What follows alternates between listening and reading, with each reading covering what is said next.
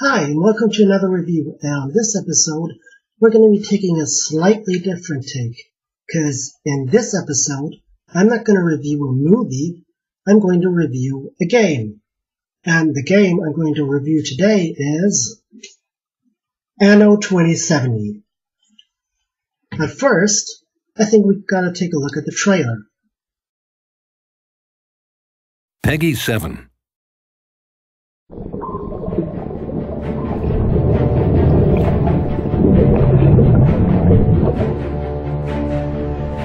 "2070. The world has changed. Climate change and the rise of the oceans has destroyed large parts of the ecosystem and forced us to rethink. The traditions of society have changed, parts becoming commercial enterprises, the tycoons. Others choosing a harmonious life with nature, the ecos. The pursuit of our planet's remaining resources has begun. Whatever it takes, leaving behind barren wastelands. But new technologies endanger the last undiscovered habitat, the sea. Here, untapped natural resources are waiting to be claimed, but not without our say. We are the driving force of the underworld. We are the techs.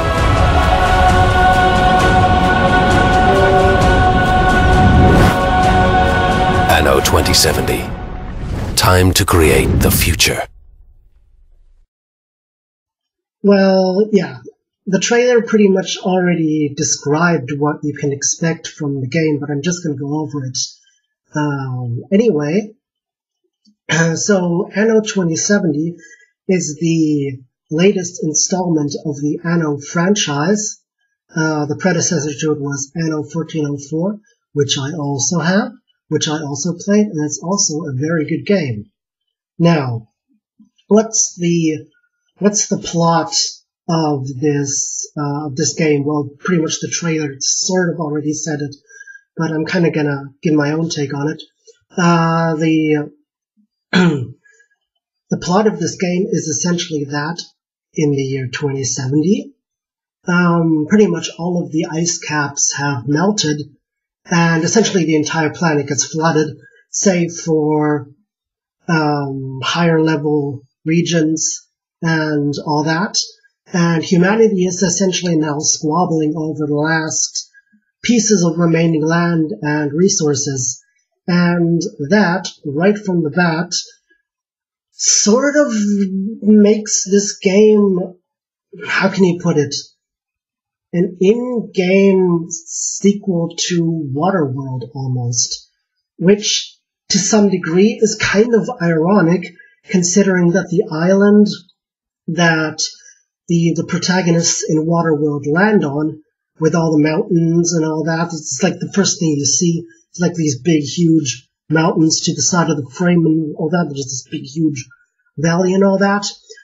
Looks almost very much like the game world in this game, so that's kind of I found it was very amusing when I played this first. But anyway, enough of this. What's the gameplay like? Well, as the trailer already hinted, mankind is essentially fighting over the last remaining resources, and there aren't any countries anymore.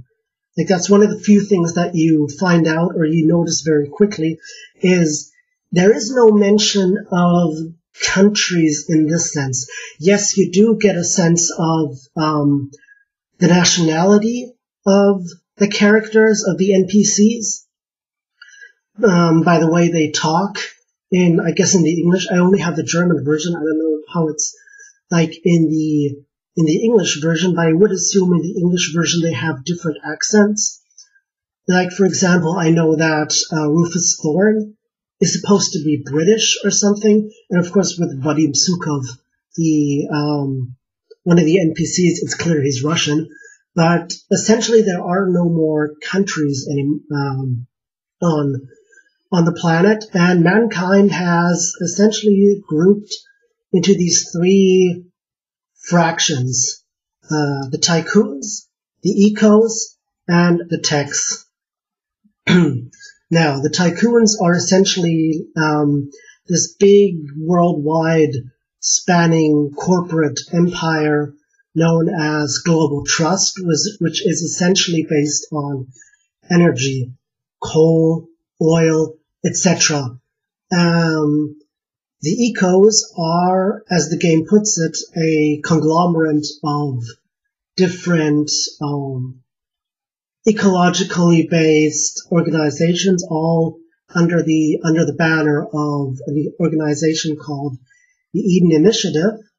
And the techs are essentially based in one big city. It's called Core, and it's run by this organization known as SAAT. Yeah, so that's essentially the big plot of this game. Now, one of the few things that they've added in this game, as opposed to the other games, is that you have to always make sure that you have enough energy and enough eco-balance. And the eco-balance is one of the more important things of the two, because if you have a negative eco-balance, your entire productions of your entire farms, they go down.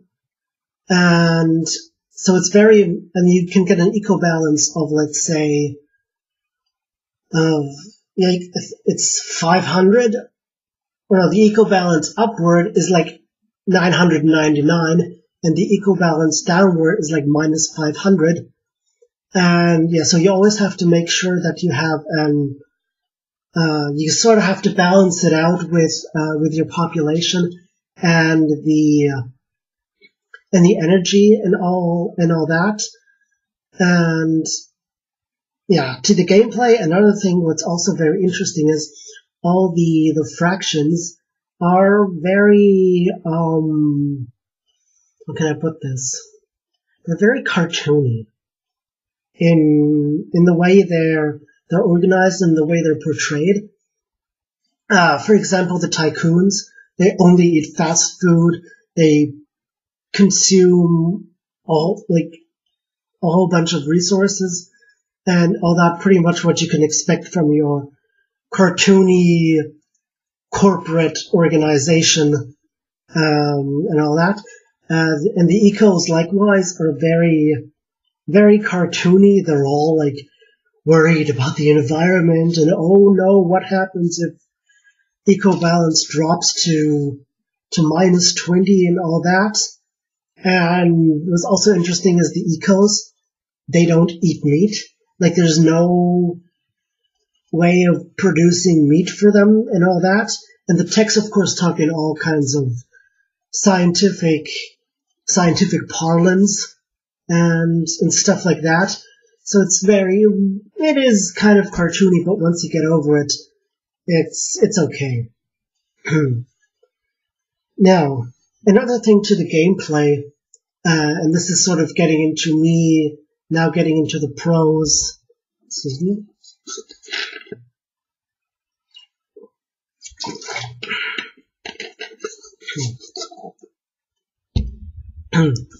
It's essentially me now getting into the pros and cons of this game.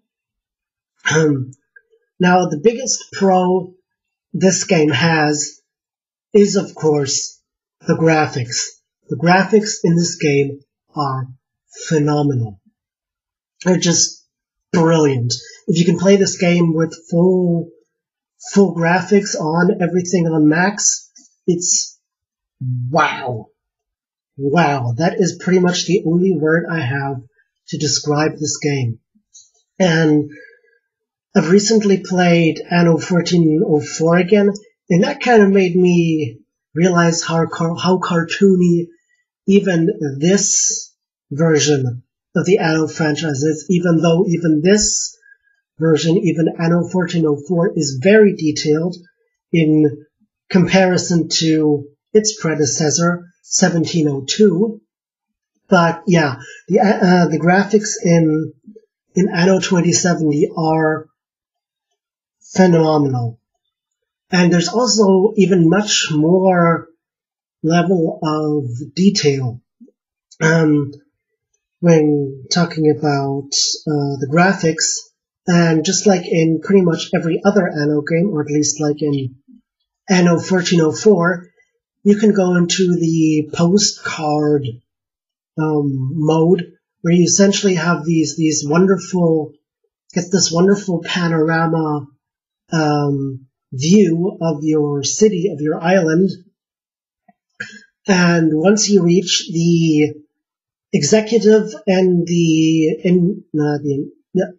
engineer levels of your houses, with both the ecos and the tycoons, what you essentially see is, since they're built so high, you can actually go very close to each and every building, and you can actually see people on the platforms, on the balconies and all that, and you can basically see them interact. And well, of course, it's just a loop, so they do the exact same thing over and over again. But just as a quick glance, just as a quick overview of your city, it is, again, it's very detailed, and well, breathtaking is pretty much the only word you can describe. Although even with this, there is a con to it, and I almost feel bad putting this into the cons, but the eco executives, once you get to the eco executive residence stage, some of the houses, there are like 5 different versions of each house at each stage. And once you get to the eco executives, one of the house versions has like this 4-winged glider or plane or whatever that is. It's shown in the trailers how this thing flies, although sadly, for some reason, I don't know why, they didn't want to include this in the gameplay, so you don't actually see any of those things flying around, which is kind of sad because they look pretty cool. But then again, like I said, if you have the graphics on full mode, if you can basically see in the streets, you basically see flying cars all around, and that's pretty cool, I guess too. And yeah, I have to say, going from Anno 1404, as the title hints at, it plays out during the Middle Ages, going from merely pedestrians to flying cars. It takes some time to get used to if you're playing this game right after having played Anno, for that matter, any previous installment of the Anno franchise. Yeah, it does take a while to get used to in this respect. And regarding to the graphics, and this is also in regards to what I've already said with the eco balance. The eco balance also has a very interesting effect on the entire appearance of your island. Like I've already said, you can go from, let's say, up from 999 eco balance plus to minus 500 eco balance minus. And depending on what your eco balance on your island is, the island's appearance does in fact change as your eco balance decreases or increases. For example, if you have an eco balance of, let's say, 500, for example, like if your city is doing great, you have a high level of energy, you have a high eco balance. what essentially happens is your island becomes really colorful. It becomes really shiny. And yes, it looks, well, for a better word, healthy. It looks like it's friggin' Pandora or something like that. Whereas on the other hand, if you have an eco balance of, let's say, minus, let's just go with the extreme. Let's just go with minus 500. The entire island looks dark. It looks dingy. It looks, well, dead. That's pretty much the only way you can describe it. It looks dead. All the trees are essentially sort of rotting. They don't really have any leaves on them and all that. So that's, in terms of graphics, is one of the more interesting things that they did with this game. And add to the level of eco-balance you have, or, well, don't have, in the case of minus 500. The game also goes so far as that it does, in fact, affect the how could you say, the climate of your island. For example, if you have, again, plus, let's say, 500 eco-balance, you get a lot of, like, rain. It's like rainforest kind of rain. Sometimes you even get a rainbow. That's pretty cool, actually. And you suddenly see a big rainbow in your city. Again, that only happens at a very positive eco-balance rate. And likewise, on the other hand, if you have even if you have a minus eco-balance of, like, minus 30 or something, even if it's very low, you immediately feel the effects. Like, you immediately get acidic, it's called acidic soil on your entire city, which of course affects your plantations, your farm-based industry, in that your productivity rate goes down from, like, a normal 100 to, let's say, 75 or 50, or if you basically fuck it all up, you can go all the way down to 25 or something. And also, if you have a negative eco-balance, what you can also get is acid rain.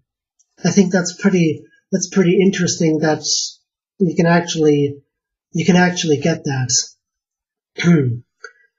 Of course, the positive flip side is if you have a positive eco-balance of, let's say, again, plus 500, your entire farm-based productions go up. They skyrocket, like, from normal 100 to the highest I've had was like 150, something like that, which was pretty cool of the developers to actually put that in. Now, I've talked a lot about the pros, but of course with every game, there are of course some cons. And of course the biggest con, and that's what most people were bitching about when this game came out, it's been out now for a couple of years, is of course the whole problem with the internet connection.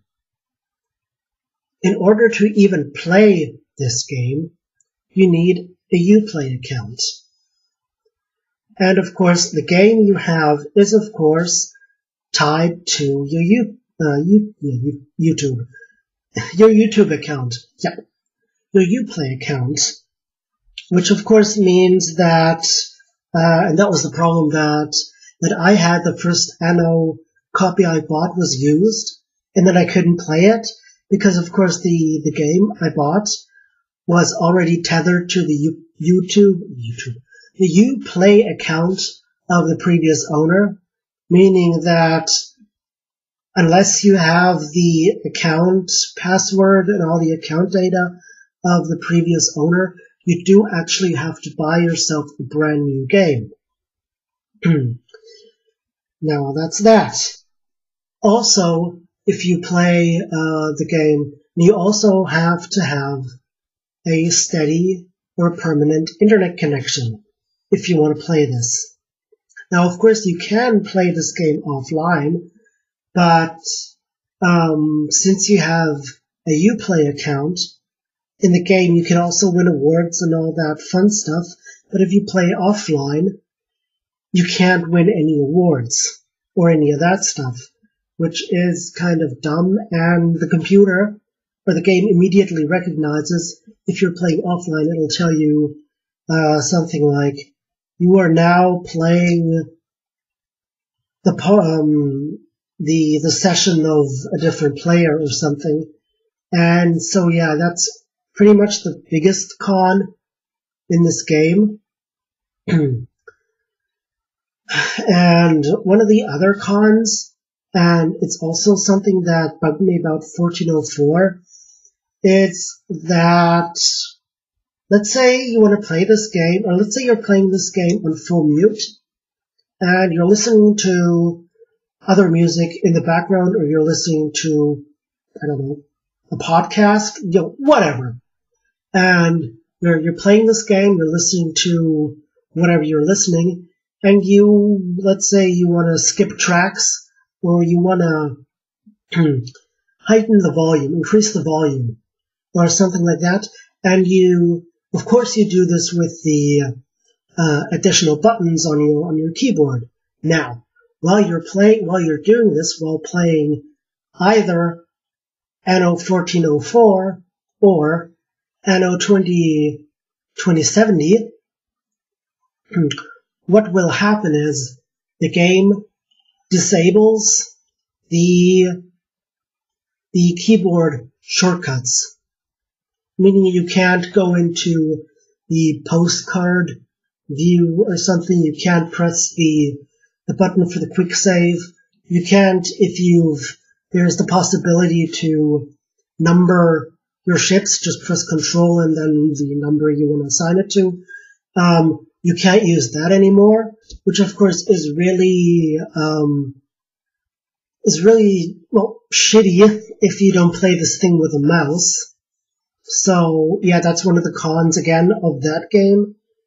And again, a con regarding the internet connection, even though it's kind of a separate thing, is that if you're playing this game offline, you don't have access to certain parts of the game. Like, you can't get certain buildings, you can't yeah, what I've already said, you can't win any awards, and there's this I was going to say it's an option, but there's this part of the gameplay where you can get awards within the 3 fractions. And you can unlock items and all that. And and again, if you don't have an internet connection, if you don't have a permanent internet connection, that so you can't basically get awards for these few fractions. So we'll be taking a little break now, and then I'm going to talk about what I think the developers of this game, its related designs and Blue Byte, what they maybe could do in the future if they decide to continue the franchise. So stick with me on that one. So here I am again, and let's talk about what I think where they maybe could go or should go if they decide to continue this franchise. Now, the question is, what can they do? Now, the first problem, of course, is the title itself. Because if you look at all the the titles of the game, 1502, 1503, excuse me, 1503, 1702, 1404, and 2070. What do you notice about all these numbers? Well, okay, I'll tell you. Pretty much all of the titles, all the numbers and all the titles, basically add up to 9. So we have to figure out a date where the numbers add up to 9. So obviously the 20th century falls out. 1900, 19, it's 10, we can't use it. Now, the 19th century might be an option. That's during the Industrial Revolution and all that, but then of course it would have to have the title 1800, but I don't think they'll do that because 1800 just sounds so, I don't know. It doesn't sound good. You got 1503, 1702, 2070, and then boom, 1800. I don't know. Sounds kind of weird. Now, what they could do is they could, since this is all a game of having to do with ships and, again, economy and all that, what they could maybe do is set this in antiquity, in, let's say, the Mediterranean. Again, they could continue this whole idea of different fractions or different cultures. They could maybe have, I don't know, the Egyptians or the Greeks. Greece, it's nothing but islands practically. The Romans, Sumerians, Babylonians, whatever. Maybe they could set this in like the very early Middle Ages or something like that. Do something with Vikings. Maybe something like that. Maybe call it, I don't know, 1107, something like that, perhaps, would be interesting. The other option would be, and that's something that I would find very intriguing, and what I hope they're doing is go even further into the future. Now we have 2070, maybe take this thing maybe 1,000 years or so into the future. A title that I would maybe posit would be Anno 3015, something like that. Something that's like far off into the future. And do it with aliens. Related designs, Blue Byte. Aliens! Aliens! I mean, you could continue the whole fraction thing, just make it with aliens. Now that would be, in my opinion, awesome. That you essentially have to build up this alien civilization that works on its own rules and own parameters, and you could essentially invent all these new, and I guess to some extent exotic, different kinds of goods and all that, and maybe even do a little sort of change with the scenery. They did something like that with Anno 1404, where you can essentially play in the desert, and you have to play with the Islamic culture and all that stuff. But then again, they've already had deserts in 1702, and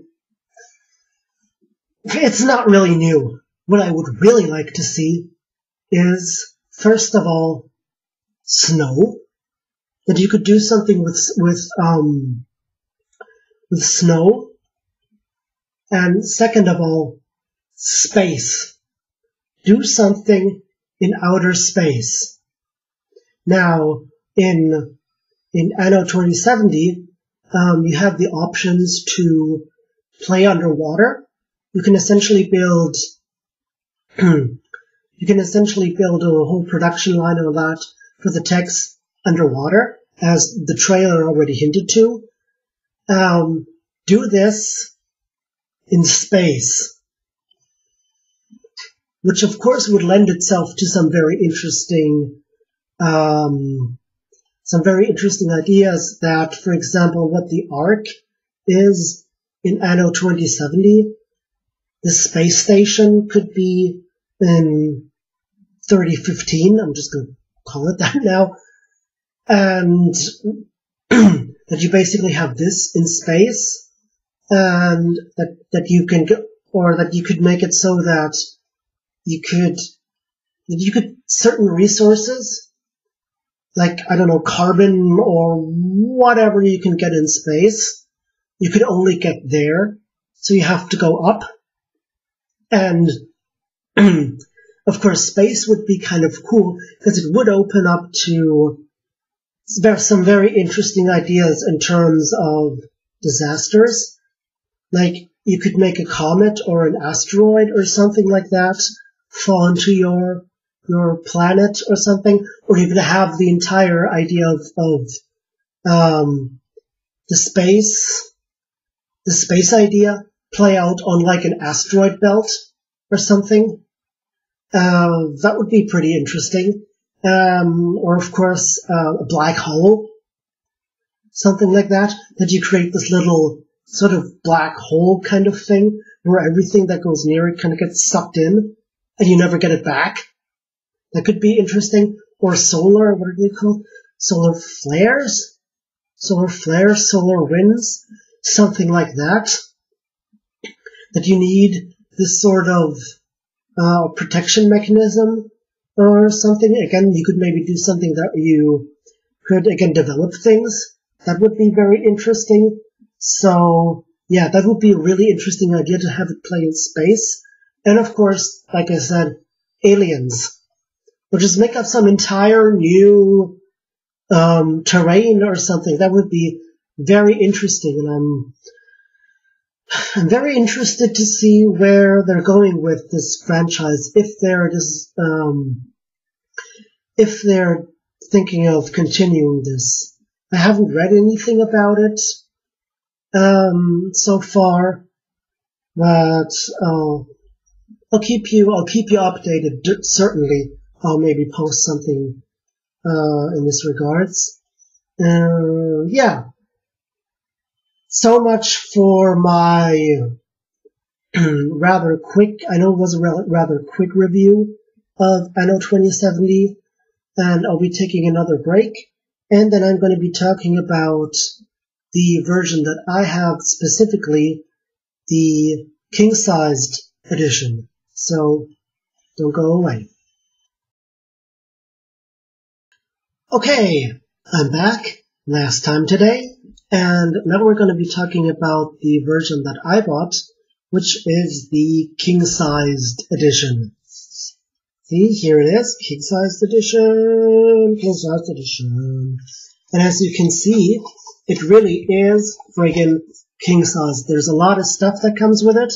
I paid $40, and it's worth it. Now, it's really worth paying a lot of money for this game. As you can see, it's got a lot of stuff that comes with it. It's got, of course, here on the left, the actual game with the expansion, the deep sea expansion. Here, you basically have the entire, these 3Ds, that's the entire soundtrack. They actually did put in the entire friggin' soundtrack to this game. And I would encourage you to actually buy this, or in fact just listen to it, because it is phenomenal. Yes, it's really great, especially the Eco soundtrack, which, although it doesn't look like it because it's got the Tycoon on it, this is in fact the Eco soundtrack, and it's beautiful. It's beautiful. Now here, this is essentially the instruction manual for this, and here it also comes with for all the statistic nerds for you out there with an entire technology tree. You can it's basically a poster, and you can hang this on your wall. I don't know why anyone would, but okay. And I also, excuse me, let me take that out. And of course, it also comes with some interesting artwork. Like here, you can basically see what a tycoon city would technically look like if it were actually in real life. And here, this is essentially their artwork for the ecos. Love that. Love that whole cliff thing we got going on there. And here are basically the three symbols for the three fractions. Of course, this is the ecos. This is the text, the techs, and the tycoons. And this, again, here you see this, what's it called? In English, it's the leisure center. In German, they refer to it as parliament. Pretty much all of the three civilizations or fractions, they all have their own monument. The tycoons have this huge, big, like it's called the corporate headquarters. The techs have this sort of science form. It's this huge friggin' tower thing. And the ecos have this, in English it's called the leisure center. In German they refer to it as the parliament. Don't know why. They just do. And yeah. This is essentially the parliament. And here another kind of artwork for, it's essentially also the artwork for the cover. Looks pretty neat. And what else does this whole king-sized edition come with? Well, along with the expansion, the deep sea expansion, it also comes with, here, so you can see this, the DLC complete package. It basically has the entire DLCs in it that you can play, which were essentially released like any DLC separately from the game.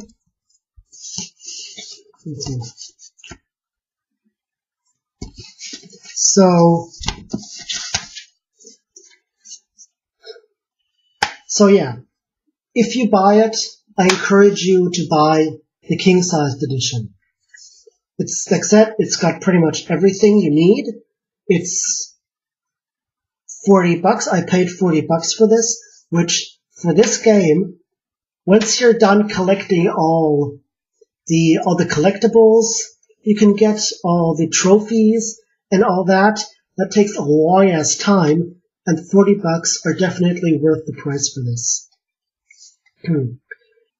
Now, something else I want to mention very briefly, because it has something to do with the whole complete package and all that.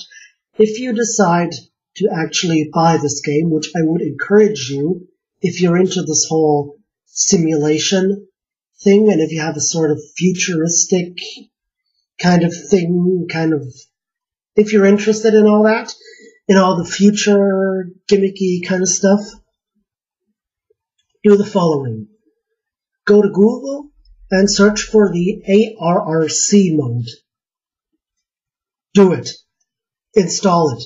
Get yourself the ARRC mode. It's a gigantic improvement to the game. It's got a whole bunch of different new kind of installments and all that. And I'll do a separate review on the ARRC mode. So yeah, buy this here, the most awesome simulation game ever, and install the ARRC mode once you're at it. There, just it's a nice piece of advertisement for you there. Well, this was my big, long-ass, almost 45-minute long review. Hope you enjoyed it. It was very brief. Well, not everything in my head actually makes it out of my mouth. But I hope you enjoyed it, and I'll see you soon. And the next review is also going to be a game review, so stay tuned.